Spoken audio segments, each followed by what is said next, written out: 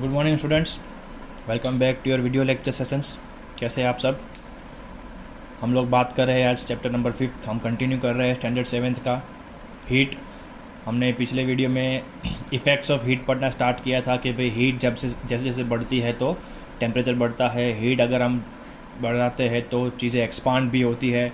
तो यहीं पर हम वो टॉपिक कंटिन्यू करेंगे और हीट की वजह से जो तीसरा चेंज आता है वो पढ़ेंगे, जो कि है चेंज ऑफ स्टेट। हमारे पास 3 स्टेट है, सॉलिड, लिक्विड और गैस। अब जैसे जैसे हम चीज़ों को हीट करेंगे तो वो अपना स्टेट चेंज करेंगे हीट की वजह से। वो कैसे होता है वो इस टॉपिक में हम कवर करेंगे। तो स्टार्ट करते हैं।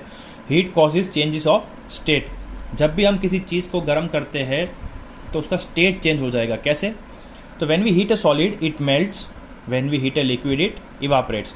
अगर आप किसी सॉलिड चीज़ को गर्म करते हो, मतलब उसे आप हीट दे रहे हो, तो वो मेल्ट हो जाएगा, मतलब कि पिघल जाएगा। और अगर आप किसी लिक्विड चीज़ को गर्म कर रहे हो तो वो इवापोरेट हो जाएगा, राइट। सॉलिड आप गर्म करोगे, लिक्विड बन जाएगा। उसी लिक्विड को आप अगर और ज़्यादा गर्म करोगे तो क्या बन जाएगा? वो it will change into vapour state, that is gaseous state, right. Evaporate हो जाएगा। तो हमने क्या किया? उन्हें गर्म किया, मतलब कि हमने उसे हीट दी। तो सॉलिड टू लिक्विड जब heated, liquid to gaseous also when heated. जब आप इन दो सब्सटेंस को हीट करोगे तो क्या होगा? गैसियस फॉर्म में चेंज ऑफ स्टेट हो जाएगा, राइट। अब इसका रिवर्स भी हो सकता है। यहाँ पर आपने सॉलिड को गर्मी दी तो लिक्विड बना, यहाँ पर आपने लिक्विड को गर्मी दी तो गैसियस स्टेट बना, राइट।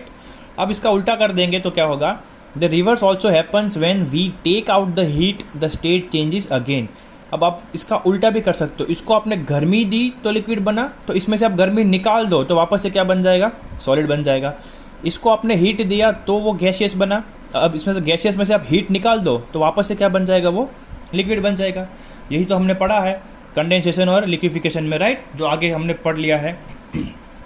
वही अप्लाई करना है यहाँ पे। तो देखो, आप लिक्विड में से हीट निकाल दोगे, ठंडा करोगे किसी लिक्विड को, तो क्या बन जाएगा? सॉलिड बन जाएगा। जैसे कि वाटर, आपको पता है पानी नॉर्मल स्टेट में लिक्विड स्टेट में होता है, लेकिन जब आप उसको ठंडी जगह में रखोगे, मतलब कि आप उसे गर्मी से दूर रख रहे हो, तो वो बर्फ़ बन जाएगा, दैट इज सॉलिड। फिर आगे बढ़ते हैं गैसियस स्टेट को। तो आपको पता है कि वेपर को अगर आप ठंडा करोगे तो वापस क्या बन जाएगा? लिक्विड बन जाएगा। इसमें हमने क्या किया है? Heat taken away. यहाँ पर हमने इससे कोई गर्मी दी भी नहीं है और जो भी थी गर्मी उससे पास से हमने ले ली है, राइट। अब इसमें एक चीज़ ध्यान रखने जैसी है बच्चों, क्या है? The amount of heat required by different matter is always different. अब ऐसा फिक्स्ड अमाउंट ऑफ हीट नहीं होता है कि सॉलिड को इतना हीट लगा लिक्विड बनने में तो लिक्विड को भी इतना ही हीट लगेगा गैस बनने में, ना। हर एक मैटर का हीट रिक्वायरमेंट जो होता है वो अलग अलग रहता है, राइट। तो ये था आपका आखिरी टॉपिक, इफेक्ट ऑफ हीट का। हमने टेम्परेचर राइज देख लिया, हमने चेंज इन एक्सपांशन देख लिया और change in state of matter देख लिया कि भाई चीज़ें बड़ी भी होती है गर्मी की वजह से, लंबी हो जाती है, कभी कभी स्टेट चेंज हो जाता है और उसका टेम्परेचर भी बढ़ जाता है। अब हम बात करेंगे बच्चों इस चैप्टर के सबसे इम्पॉर्टेंट 3 टॉपिक्स की, जो इस चैप्टर में ज़्यादा इंपॉर्टेंट है, इसीलिए इस चैप्टर को आपको पढ़ाया जा रहा है। That is flow of heat. गर्मी फ्लो कैसे करती है, एक जगह से दूसरी जगह पहुंचती कैसे है, वो चीज़ों को गर्म कैसे करती है, वो एक्ट कैसे करती है, राइट। वो सब टॉपिक अब हम डिस्कस करने वाले हैं। तो वो होता है फ्लो ऑफ हीट, मतलब कि गर्मी का बहना। Heat flow through solid, liquid, gaseous and even space. अब वो तीनों मैटर में से तो जा रही है, लेकिन जो मैटर नहीं है स्पेस, हीट, उसमें से भी फ्लो कर सकती है। और जाहिर सी बात है फ्लो कर सकती है, क्योंकि सूरज की गर्मी जो है वो करोड़ों मीटर दूर, करोड़ों किलोमीटर दूर से यहाँ तक पहुँचती है। तो बीच में क्या है? देयर इज स्पेस ओनली, वहाँ पर ग्रेविटी भी नहीं है, फिर भी वो गर्मी हम तक पहुँचती है ना। That means heat can also travel through space also, right. Solid, liquid और गैसेस को हम इस चैप्टर में डिस्कस करने वाले हैं।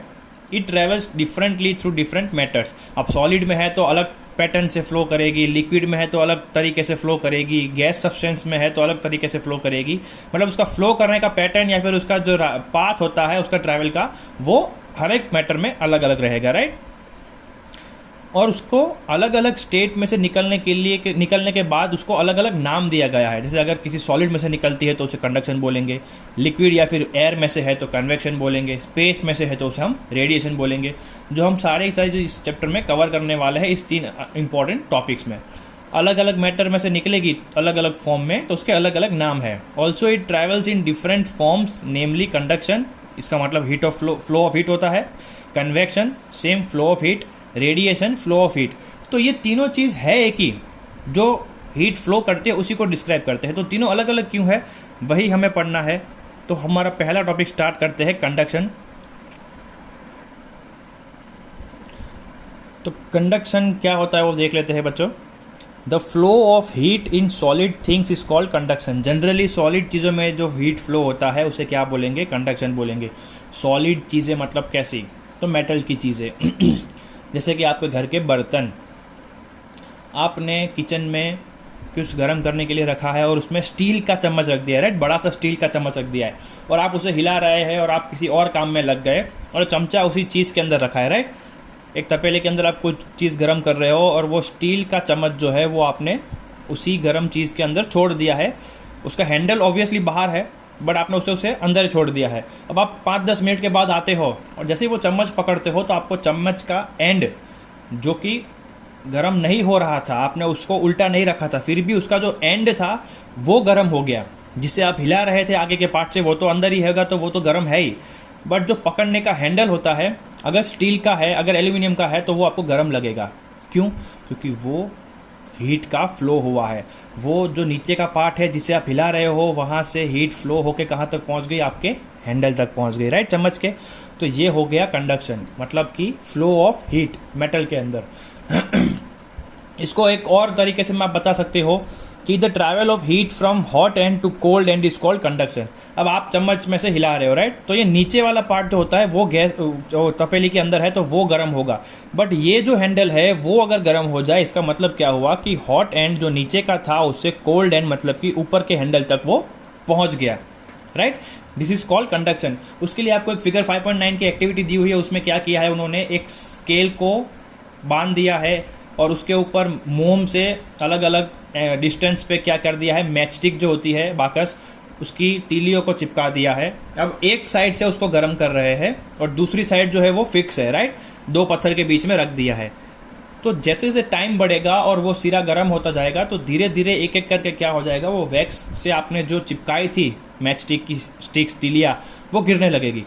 तो सबसे नज़दीक में जो होगी उस कैंडल के वो पहले गिर जाएगी और जो लास्ट में होगा जो पत्थर के साइड में है, आप फिगर देखो तो समझ में आ जाएगा, वो लास्ट में गिरेगी। मतलब कि जो गर्म जो एंड पे हम लोगों ने गर्मी देना स्टार्ट किया है, जहाँ से हमने हीट फ्लो करना चालू किया है वहाँ पर पहले गिर गई और उसे एंड तक पहुँचने में थोड़ा टाइम लगा। मतलब कि इस पूरी स्केल में अब क्या हो रहा है, हीट फ्लो हो रहा है। आप उसे कहीं पर भी छुओगे तो आपको क्या लगेगा, गर्म लगेगा, राइट। मतलब कि जो सिरा गर्म था वहाँ से जो सिरा ठंडा था वहाँ तक क्या हुआ है, हीट फ्लो हुआ है। और इसी प्रोसेस को हम क्या बोलते हैं, कंडक्शन बोलते हैं, राइट। तो उसकी एग्जैक्ट डेफिनेशन क्या है वो देख लेते हैं टेक्स्ट बुक के हिसाब से। Conduction is the flow of heat through a substance without the movement of substance itself. अब आप किसी चीज़ को गर्म कर रहे हो, राइट, तो उसमें आपने एक चम्मच डाल दिया। फॉर एग्जांपल जो हमने आगे लिया कि आप तपेले में कुछ हिला रहे हो और आपने चम्मच रख दिया है, तो उस चम्मच को आप हिलाए बिना रख दो और वो जो नीचे का पार्ट है वहाँ से गर्मी हैंडल तक आ जाए, उस चीज़ को क्या बोलेंगे, कंडक्शन बोलेंगे, राइट। अब ये कंडक्शन कब रुकता है, मतलब कि ये जो हीट का फ्लो होना है तो कभी तो रुकेगा, चलता थोड़ी रहेगा, तो वो कब रुकेगा।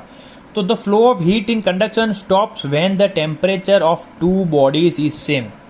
अब उस पतीले का जिसमें आप चीज़ें गर्म कर रहे हो और उस चम्मच का जिससे आप चीज़ें हिला रहे हो, उन दोनों का टेम्परेचर अगर एक हो जाए, दोनों समान गर्मी पर आ जाए, तभी कंडक्शन बंद होगा, मतलब कि फ्लो ऑफ हीट बंद होगा, वरना फ्लो ऑफ हीट बंद होगा नहीं, right. So for conduction to happen between different bodies, अब देखो कंडक्शन होने के लिए दो चीज़ें इंपॉर्टेंट है। कौन सी? पहला, वो दोनों bodies must be in contact with each other, दोनों एक दूसरे से कॉन्टैक्ट में होने चाहिए। और दूसरा है दोनों अलग अलग टेम्परेचर डिफरेंस पे होना चाहिए। मतलब अगर एक का टेम्परेचर 45 है तो दूसरे का 45 से कम या ज़्यादा होना चाहिए, तभी कंडक्शन होगा। अगर दोनों 45 पे है तो हो गया कंडक्शन, उसमें तो कोई पॉसिबिलिटी है ही नहीं। तो क्योंकि हीट फ्लो किस में करेगी, 45 से 45 में जाएगी तो भी दोनों 45 रहेंगे, राइट। तो दोनों क्या होना चाहिए, एट डिफरेंट टेम्परेचर होना चाहिए, राइट। अब इस कंडक्शन के हिसाब से हमारे पास दो तरह के मटेरियल होते हैं, एक जो हीट को आसानी से फ्लो करने देते हैं और दूसरा जो हीट को आसानी से फ्लो करने देते नहीं है। तो उस दोनों के नाम है कंडक्टर्स और इंसुलेटर्स, राइट। देख लेते हैं दोनों कौन कौन से होते हैं। Substance through which heat flows easily are called conductors. जिन चीज़ों में से गर्मी आसानी से निकल जाए या फिर आसानी से फ्लो हो जाए, उन चीज़ों को हम क्या बोलेंगे? कंडक्टर्स बोलेंगे। उसके एग्जांपल्स क्या है? Mainly metals. इसीलिए हमारे किचन के, रसोड़े के सारे जो बर्तन होते हैं वो मेटल्स के होते हैं, क्योंकि हमें उसमें खाना पकाना होता है तो चीज़ें गर्म जल्दी से होती है और हीट फ्लो ज़्यादा होता है। और यही रीज़न है कि हम स्टील के कप में कभी चाय नहीं पीते, क्योंकि वो उधर गर्म ही रहेगी, राइट? ठंडी होगी नहीं, क्योंकि हीट कॉन्स्टेंटली फ्लो होती रहेगी, तो चाय ठंडी होगी ही नहीं। इसीलिए हम क्या करते हैं, चाय को अर्धन पॉट्स में निकालते हैं, या फिर चाइना क्ले जो होती है, कप रकाबी जो हमारे होते हैं, राइट, उसमें हम निकालते हैं। क्यों निकालते हैं आपको पता चल गया? क्योंकि मेटल्स में जो होती है वो हीट फ्लो ज़्यादा होता है, राइट। अब इसी कारण की वजह से हमारे बर्तनों के हैंडल जो होते हैं, जो बड़े बड़े चम्मच हम यूज़ करते हैं किचन में, उनके हैंडल या तो प्लास्टिक के होंगे या तो लकड़े के होंगे। प्लास्टिक और लकड़े के क्यों होंगे? क्योंकि प्लास्टिक और लकड़ा दोनों क्या है? इंसुलेटर है। वो हम आगे देख लेते हैं। Substance through which heat does not flow easily are called insulator, जैसे कि पेपर, वुड, ग्लास, प्लास्टिक और रबड़। अब आप एक लोहे का सरिया अपने हाथ में पकड़िए जिसका एक सिरा गर्म है, और उसको उस सिरे से गर्मी देते रहिए, तो आपको इस सिरे पर गर्मी महसूस होगी, बहुत जल्द महसूस होगी, क्योंकि हीट फ्लो हो रहा है। वहीं पर आप लकड़ा पकड़ के रखिए 1 घंटे तक, लकड़ा एक ही साइड से जलेगा, वो हीट को फ्लो होने देगा नहीं, राइट? समझ में आ गया? प्लास्टिक भी एक ही साइड से जलेगा, आपको दूसरी साइड पे फील होगा नहीं। हाँ, जलते जलते अगर पूरा ख़त्म हो जाता है और आपके हाथ तक की तरफ पूरी आग आ जाती है, वो अलग चीज़ है।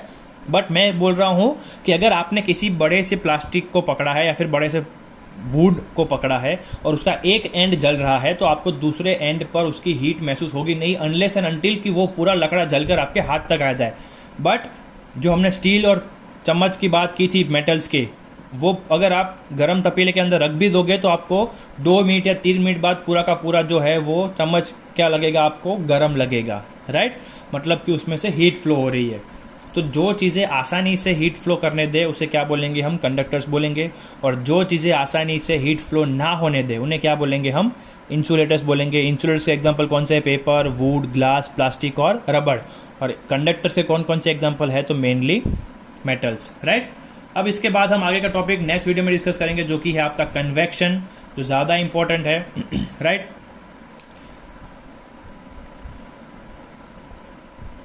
इसी के साथ आज का सेक्शन यहीं पे ख़त्म करते हैं। नीचे आपको होमवर्क लिखा हुआ है, आज की डेट मैं लिख देता हूँ।